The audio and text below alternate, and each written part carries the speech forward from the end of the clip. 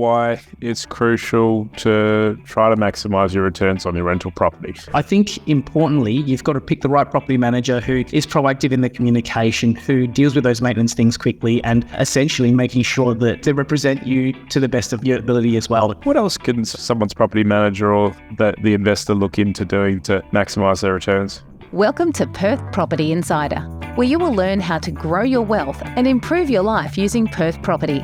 Our show is brought to you by Investors Edge Real Estate, the highly rated and award-winning property management, sales and buyers agency servicing the whole of Perth.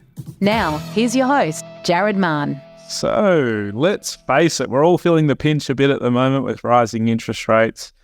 Insurance is going up as well. Council and water rates, yep, they're all having their go at raising costs as well. Everything seems to be going up. So that's why I've got Jewayne, my colleague from our property management side, on the show today to talk about how do we boost our properties' rental returns using proactive property management. So thanks for joining us, Jewayne. Thanks, Jared. Thanks for having me again. Now, look, I know this might be a bit of a boring topic for some, but it's in the detail where the difference in your weekly, monthly, yearly returns can be made. So I'm actually excited to dive into this today with you. Awesome. Me too. And if it is too boring, you can always just leave it up to your property manager, providing that they are proactive. And so this might be a bit of a measure to see, is your manager thinking this way? Are they doing some of these things? Perhaps it's time for a change. You shouldn't actually have to dive in and manage your property manager. They should be handling it, really. So define for us, what is proactive property management?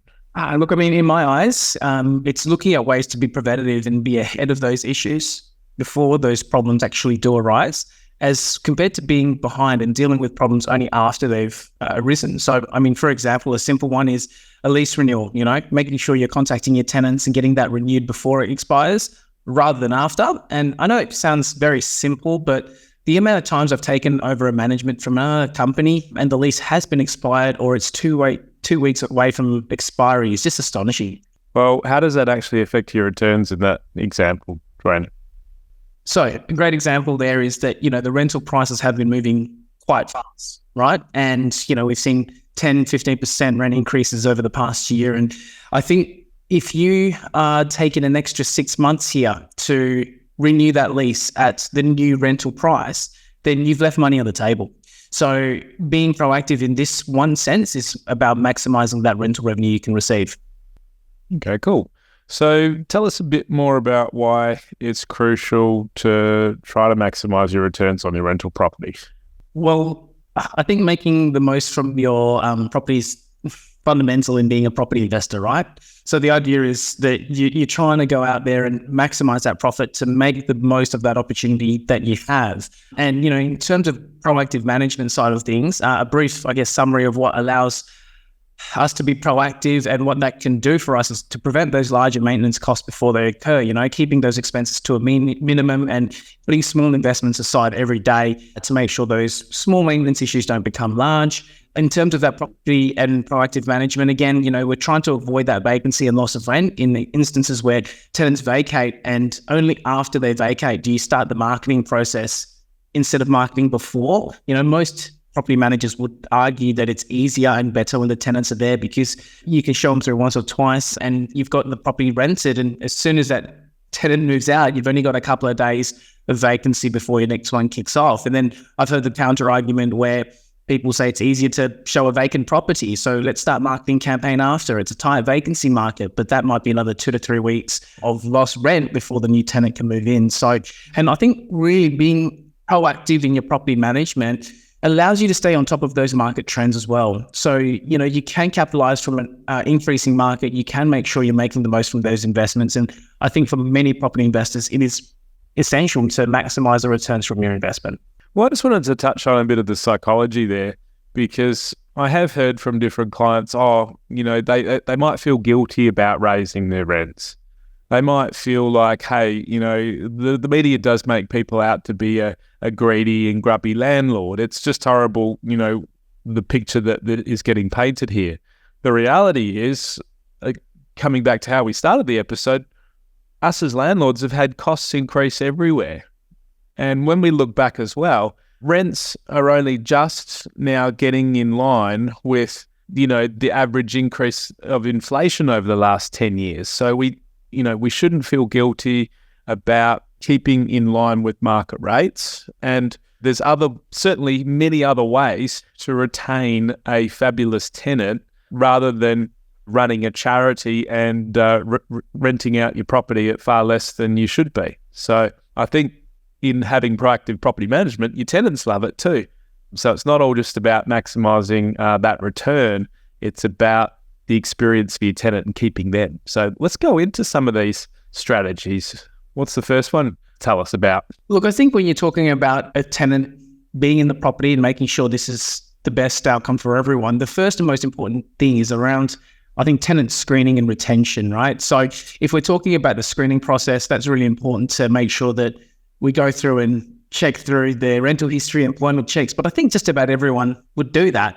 It's nothing special. It's sort of the standard that we need to do to screen the tenant. We're going to go through and obviously do some NTD checks as well. But our on-site gut feeling when we're going through that tenant screening process is very important. And what we're looking for are red flag behaviors there. So we don't really want to be placing aggressive and angry and short-tempered tenants into our properties, whereby, occasionally they may lose their cool at us. So we're looking for things like if a couple may be aggressively swearing between each other. Do the applicants that are coming to the viewing have manners, or are they very demanding and commanding? And they are nice to deal with in general. And once we've got that high quality tenant in the property, I think half that battle is already won in the sense of making sure that we can have a good relationship with them. And from there, obviously, we look to try and retain that tenant too. Now, of course, when we talk about retaining the tenant, I think it's most important that for landlords to understand that your tenants are your clients, right? They're paying the rent. They're getting a service or a product from you. So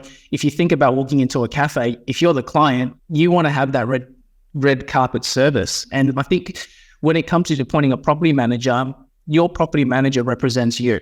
So if your property manager is slow, is irresponsive, and effectively just a bad property manager all around, it reflects poorly on the landlord as well. So I think importantly, you've got to pick the right property manager who is proactive in the communication, who deals with those maintenance things quickly, and essentially making sure that they represent you to the best of their ability as well. That makes sense. So keeping a quality tenant obviously limits your vacancy cost, limits your re-letting cost that comes up, and having that continuity is just really important for your overall peace of mind as well, because every time a property comes up, it is extra decisions that you need to make. Your property manager is going to drive the majority of it, but it's just nice to have smooth sailing, isn't it, with a quality tenant that stays longer term. And some of that time period and the intentions can really be found when you look deeper at the application as well. You don't just take on face value what the tenants put on there. If you can find out their plans and, are you planning to buy anything? How long do you see yourself living in this property? That's going to really give us great insight. If they've been in properties for long periods in the past as well, that often sort of alludes to, this person likes to, make a house into their home and stay longer term. And unless they've had reasons to get out of the last property, and that can always be the case, of course, when you've got kids coming on the scene or a change in job or where your world is, so you want to move closer. It's important to understand the reason why they're moving and why they're wanting this property. So, yeah, and I think talking about retention as well. Generally speaking, 3 months before the expiry of that lease agreement, we'd reach out to the tenant and discuss their intentions to renew the lease. If they wish to renew it or not. And if you've got a good relationship and good communication with the tenant, they'll be a lot more honest with you and tell you if there's something that's actually bothering them about the property, and maybe that's the reason they're choosing to move. So, if they do want to vacate, our role is to understand why, and if we can remedy that issue, then why not? An example might be as simple as installing a dishwasher, right? Or an extra air conditioner because they've just had a new kid and they want to keep that room at 24 degrees and the baby can sleep through the night, right? But these things, if you don't really know, if you don't have good communication with the tenants, then potentially that can lead to the tenants moving out and then having to replace the tenants, leading to those extra costs that you just mentioned, Jared. That makes sense. So let's round up that core strategy for boosting your rental returns. And what else have you got for us, Jewayne? Cool. Look, I think it's important, and I've mentioned this earlier on about that rent review and those adjustments. And like you said, it's not about necessarily being greedy, but it is just keeping up to date with where the market is moving to from the rental perspective. And look, I think keeping good tenants are also key too. So a discount can be justified if they're quality tenants and they've been there for a year, 2 years, and they've proven themselves, right? But I've also spoken to landlords changing from other property managers where their rent is $100 to $200 below market rent, okay? Now, over 52 weeks, at $100 a week difference, that's $5,000. At $200 below, that's $10,000 of rent that you've left on the table. Now, to me, that's just crazy, okay? Now, over 10 years, when you really think about long-term property investing, that's 50 to 100K that you've lost because you haven't been staying up to date with that rental review and making sure that you're getting the market rent that you should. And so I think it's really important that when we talk about being proactive, as a property manager, you're looking at that property rental market, looking at the vacancy rate, predicting where the price is going to be, and absolutely agree. Good tenants do deserve a discounted rent. They've proven themselves, but at the same time, that might be equivalent to $10, $20 or $30 a week, not $100 to $200 below market rent. And I think that's a huge variation where you can earn a little bit more from your investment. Okay. Well, that all just makes sense in itself. Anything else? What's another big area that we might be able to tackle? Well, look, I did mention this a little bit early, and effective communication with tenants is very critical as well. Imagine letting a simple maintenance issue fester. And take, for example, an air conditioner that isn't fixed for 3 months over summer. If you were in the tenant's position, would you want to renew the lease with that landlord? Would you lay with the property manager or the owner for the fact that this wasn't fixed? To be fair, I wouldn't care. If I'm paying good rent, I expect this to be fixed in a reasonable time frame so that we can make sure that, the tenants are getting what they want, right? And so maintaining open communication lines, keeping both owners and tenants and updating them around that maintenance to reduce those misunderstandings and disputes will also, I believe, reduce that vacancy period as well. And I think that goes to show, for us at Investors Edge, one of the things that we offer, and, Jared, if you live and breathe this, is the proactive communication guarantees that we all offer. And, we promise not just to call our owners, but also our tenants back to the same business day, right? And I think if we can work collectively between owner, tenant, and property manager, if we can work collectively as a team, then we can all have a win-win-win situation. Well, that makes sense. I mean, at the moment, with tenancies being so tight and difficult, a lot of tenants are probably putting up with crap that they otherwise haven't had to in the past. But a lot of this is all going to come to bear. I mean, a tight rental market doesn't last forever. And the relationships that you build in the good times that, come back and pay you back as well in the harder times. So, I think it's just so important as the market's going to change, eventually move into those different markets to really have a solid relationship with your tenant. So, because they will start getting options again and we will be back to more supply than demand at some point, you'd think.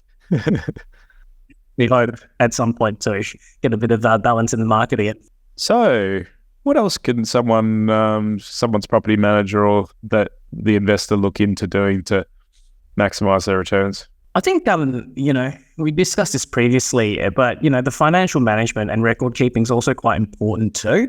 And I think that stems from, budgeting of those expenses initially. So most properties will sort of sit between $1,000 to $5,000 worth of repairs during any year, given and depending on the age of that particular building. So make sure you've got some allocated cash to allow for those items to be fixed early, like I mentioned before, rather than waiting until they're a big expense and ending up having to fork out thousands and thousands of dollars for a repair that otherwise might be a few $100s. I guess it's that classic one with gutters and things like that, and servicing of it, air conditioners, all these things. Like, you either get them sort of serviced along the way, or you let it build up and have a bigger expense later. Precisely. I think I had my gutters replaced. It was about $5,000 or $6,000. Mind you, the house was quite old, but if they hadn't looked it out, I wouldn't have had to. So a bit of cleaning and due diligence by the previous landlords would have helped. But hey, it is what it is. Just trying to keep on top of it and making sure those things are maintained too. And of course, it's going to save your time and what you have to pay for your accountant's time at the end of the financial year, which is very timely at the moment because, we've just sent out our annual statements and everything should be, for our landlords listening, meticulously allocated to the different categories. We try to really focus on those 1%ers of making sure that it's going to be easier for your accountant to prepare your taxes. They'll spend less time, charge you less, and it's going to help them to get you as much of your tax back as well.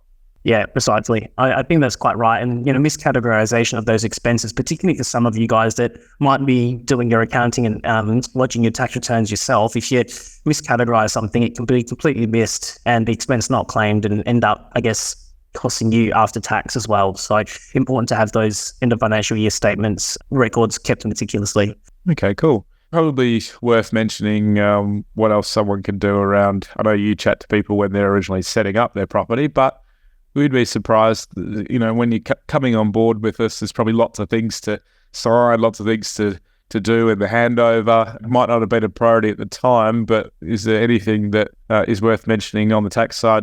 Yeah, look, I'm going to put a big caveat on this. I'm not a practicing tax accountant, so seek your accountant for advice. But got an accountant coming on next week, Jewayne, to chat about setting you up for the next financial year. So you don't need to go too much into it. But no, but one of the biggest things I've seen though, and first-time investors particularly miss out on the depreciation side of things, and it's usually when they don't have a team around them. They don't know what they don't know, so they don't have anyone to say, hey, look, you can claim a fair ton of money off this brand new property that you've just built through a depreciation schedule. So I think it's just having that team around you to provide you that input, or, as I do normally when I speak with the new clients, just letting them know of a couple of things like this so that they can be referred out and the accountant can give that kind of knowledge as well. Okay, cool. So I guess it's all well and good to talk through this theory. Give us a few examples as to how proactive management's been boosting people's returns. Yeah, look, there is a simple one that I guess I can think off the top of my head, but knowing your market rent and taking early action is critical. And I did mention this previously as well, but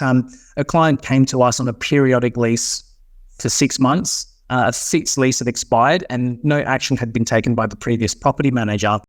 He suspected the rate was a little bit low, and that's why he actually made that change, switched over to us. It was rented for $200 below market rent. Now, we took action quite quickly. We shared the CMA with the tenant too, who said they were actually expecting a rent rise 6 months ago when the lease expired, but hadn't heard anything from the past property manager. Now, the lease was then signed with that tenant after about 7 days of our management. And in my mind, the client had lost at least $200 a week for the past 26 weeks, right? Which equivalent $5,200 in 6 months you lost in that rent. So I feel that significantly underpricing that property was quite a severe outcome for that particular client. Now, the client was $200 a week better off, or $10,000 a year better off moving forward. So I think it's critical that your property manager, or if you're self-managing, that you do take that early step, 2 to 3 months before the expiry of the lease, get this thing worked out, lock in the price, and particularly when that price is moving up. And then everyone knows also the certainty of that period. The next 12 months will be at a certain price. Everyone's happy and we move forward. So to go back to this though, I mean, we're not pushing that rent $200 over market price. We're just keeping up with that market movement. We do value the tenants that were there. And as I said earlier, the tenants were expecting it. They knew the rent rise was coming and the property managers never actioned it. They've heard it on the news just like everyone else had. And it was just such a simple thing for us to do to get a better benefit for that client.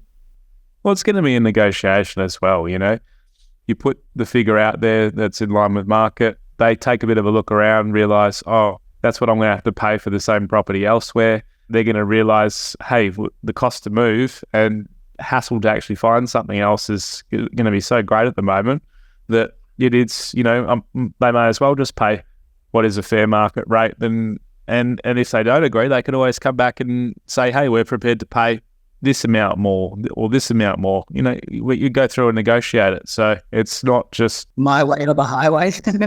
Here's the figure, we'll catch you later. Yeah, that's not how we approach it. And massaging that, in and having them understand those costs and that it's very realistic and fair also goes a long way towards having them accept it. So you might think, oh, gee, my property's never been under rented, and that should be the case for any of our landlords that are listening. But it's just so commonplace. Like on our buyer's agency side, all the time at the moment, there's a lot of properties that are getting sold that are currently rented, and the leases are still quite a ways off to run. And they're, very under-rented properties. So imagine what it also does if you decide, like these other landlords are, that they want to sell their property way out before the end of a lease comes up. So many investors look at that and think, nah, there's no way I'm carrying that low rental amount for 6 or 9 months. I'll pass on that. We often look at it on the buyer's agency side, because if all the other investors are passing and the home buyers are passing because they can't move in, we look and say, okay, all that cost is 5 or 10 grand, but if we can get it for 30 grand less the market, then we get paid, to take on that problem of the low, rental tenancy. So it's just insane to me, like how often we see it on the buyer's agency side. And so also, if you ever decide that you want to sell randomly, you'll be thankful if your rent is in line with market too, because it's going to be as attractive as possible to other investors. And in this hot market now, the savvy investors like ourselves are accepting that low market rate if we can get the property at a reasonable, discount. But when the market cools, you may not even be able to sell if it's rented out too low, because you've cut out the home buyers, you've cut out most if not all the investors, and it can be a real problem. So I've got one more thing just to touch on before I guess we look to wrap. But the most important thing when it comes to that proactive management, in my personal experience as well, is routine inspections, right? And you're going to think all property managers do routine inspections, but the standard differs greatly between one company and the next. And look, I think the routine inspections are the most important part of maintaining your property value and being proactive and preventative in a lot of those maintenance things that come up. So one of the things that we decided on, and I've noticed some other companies decided differently, is that all of our routine inspections are conducted in-house by our property managers, okay? Some other companies do outsource it to people that just are a large outsourcing routine inspection company. I'm not going to bag that out. That's their business, their opportunity to do that. But the reason I think it's so important is that when we go through for our routine inspections, we're looking at 2 key critical areas. The first one is preventative tenant maintenance. So as simple as they've got a big, heavy Jarrah dining set sitting on Jarrah floors. They're going to move the chairs in and out and we're going to scratch the lacquer off the floor, okay? Now, we can prevent that damage, and simply by putting furniture, little protector squares on the bottom of the feet. And you might think, tenants damaged it, they'll pay. But it's not as simple as that, particularly if it's carpet that's 20 years old or lino that might already been slightly torn in certain areas. It's not black and white. The tenant damaged it, they're going to pay for the full replacement, okay? So what we're trying to do here is minimize those tenant damages by being preventative, speaking to the tenant and mentioning things like, hey, put some furniture protectors underneath so that you're not scratching up the floor, okay? And the other category that also I think is super important with regards to the inspection is preventative owner items. So when we're doing a routine inspection, we're not in and out in 5 minutes. It takes us 30, 45 minutes to do an inspection. And the reason is when we're walking around, we're going to be looking at your pergola, right? We're going to give it a little shake and see if it wobbles. We're going to look to see if there's any paint that's peeling off the pergola, and therefore you've got exposed wood to the weather conditions, which will eventually have it rot. Now, how hard is that to paint today? Might cost a handyman $100. How hard is it to then go and replace the whole pergola leg? Or, you might have rusted out support beams, right? So I think it's really important to look at when you're being proactive and preventative. You can't do that from just behind a computer. You also have to get to the property, check these things out, and make sure that there is a maintenance plan in place to ensure that you're protecting the asset value by small investments along the way, rather than leading to a massive expense at the end of a gutter replacement or a pergola replacement, which, yes, everything has its useful life. Our job is to try and prolong that so you're not getting beaten down by big expenses like that. Does that make sense? Yeah, certainly does. And I guess a lot of landlords majority would just think, well, a routine inspection's a routine inspection, Yep, I hear that sometimes. But yeah, once we sort of go into the nitty gritty, I think your property there has a value and we want to try and maintain it, if not increase it, not let it rot away, not let it wear away. Okay. So any final tips of advice for new landlords? Well, I guess just in summary, really, stay on top of your rent price, look for those maintenance issues really early, at those routine inspections before they're actually big issues, picking high quality tenants, and really the fundamental thing too is dealing with those tenants fairly, with respect, to have a good relationship so you can actually keep them as your business partner for longer. Well, all that makes a lot of sense. So I guess if your property manager's not doing these things, keep us in mind when your management authority comes up again in the future. Most management authorities run for 2 years. They're not always in line with the lease end dates, as we find. A lot of people are out of authority and didn't even realise. A lot of, how you do anything's how you do everything. So if your property manager's not re-signing their management agreements, you can probably bet that they're not doing a whole bunch of other things proactively too. So that's often where it starts and where your relationship can also end. But if someone's got a great property manager, stick with them. And it's really important, I think, to building a portfolio, because when you got one property, you might be able to manage it by yourself. 2 properties, okay, yep, it's turning into a hobby. Do you want this hobby? Most people no. And some people absolutely love it, all power to you.